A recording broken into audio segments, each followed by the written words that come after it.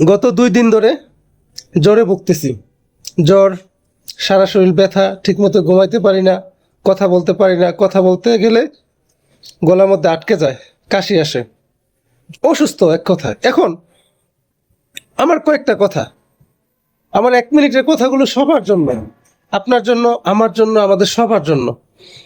আমরা যখন অসুস্থ হই বা কোনো চাকরির জন্য প্রিপারেশান নেই, পরীক্ষার জন্য প্রিপারেশান নেই, বিদেশে যাওয়ার জন্য প্রিপারেশান নেই, বা যে কোনো বিপদে পড়ি, মানে আমাদের প্রয়োজন যখন পড়ে, তখন আমরা বেশি বেশি আল্লাহকে স্মরণ করি, নামাজ পড়ি, জিকির করি।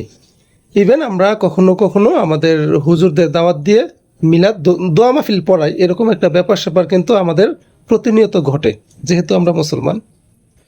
এখন অসুস্থ তো আছি, আল্লাহরে ডাকতেছি, সুস্থ হবার পরে আল্লাহরে কতটুকু ডাকি, চাকরিটা পাওয়ার পরে আল্লাহরে কতটুকু ডাকি, প্রবাসে যাবার পরে আল্লাহরে কতটুকু ডাকি, রমজান মাসে নামাজ পড়ে মনে হয় যে জান্নাতে চলে যাব, জান্নাত কিনে নিছি, ঠিক আছে না, ঈদের নামাজ পড়তেই হবে, না পড়লে জাহান্নামে চলে যাব, এরকম একটা ব্যাপার। হ্যাঁ, সব কিছু করতে হবে, আল্লাহর ইবাদত করতে হবে, ইসলামের যত বিধি বিধান আছে সব কিছু মানতে হবে। এখন বিশেষ সময়ে কেন আল্লাহকে স্মরণ করা লাগবে? সারা বছর কেন করি না? আল্লাহ তো সারা বছরই আমাদেরকে খাওয়ায়, অসুস্থ হইলেও খাওয়ায়, সুস্থ থাকলেও খাওয়ায়, চাকরি না পাইলেও খাওয়ায়, চাকরি পাইলেও খাওয়ায়, খাওয়ায় না? বিপদে পড়লে আল্লাহ তাআলাই উদ্ধার করে, বিপদে না পড়লেও আল্লাহ তাআলাই আমাদেরকে পরিচালনা করে। তবে আমরা সারা বছর কেন নামাজ পড়ি না? সারা বছর কেন আল্লাহকে ডাকি না? সবসময় কেন আল্লাহর উপরেই আমরা ভরসা করি না? আমরা কতটা অকৃতজ্ঞ হয়ে যাচ্ছি দিন দিন। এই কথাগুলো সবার জন্য না।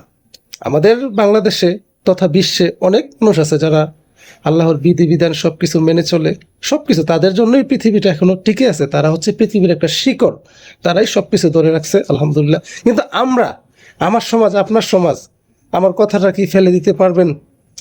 আমরা কেন শুধুই বিপদে পড়লে আল্লাহকে স্মরণ করি, বিপদের বাহিরে কেন আল্লাহ তাআলাকে স্মরণ করি না?